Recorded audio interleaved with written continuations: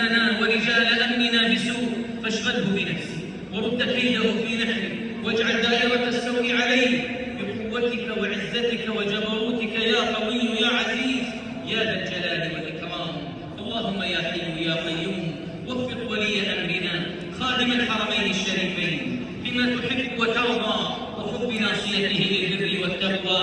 اللهم وفقه ولي عهده الأمين وأعوانه لما فيه صلاح العباد والبلاد. اللهم جازهم بالخيرات على خدمة الإسلام والمسلمين. اللهم وفق جميع ولاة أمور المسلمين لما تحبه وترضاه. اللهم احفظ شباب وفتيات المسلمين وانفع بهم أمتهم وأوطانهم.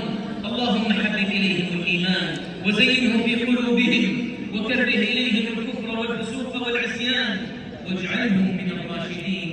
اللهم اغفر ذنوبنا واستر عيوبنا ويسر أمورنا وبلغنا فيما يرضيك آمالنا. اللهم اغفر لنا ولوالدينا وأزواجنا وذرياتنا إنك سميع الدعاء. ربنا تقبل منا إنك أنت السميع العليم وتب علينا إنك أنت التواب الرحيم. ربنا آتنا في الدنيا حسنة وفي الآخرة حسنة وقنا عذاب النار. سبحان ربك رب العزة عما يصفون وسلام على المرسلين والحمد لله رب العالمين.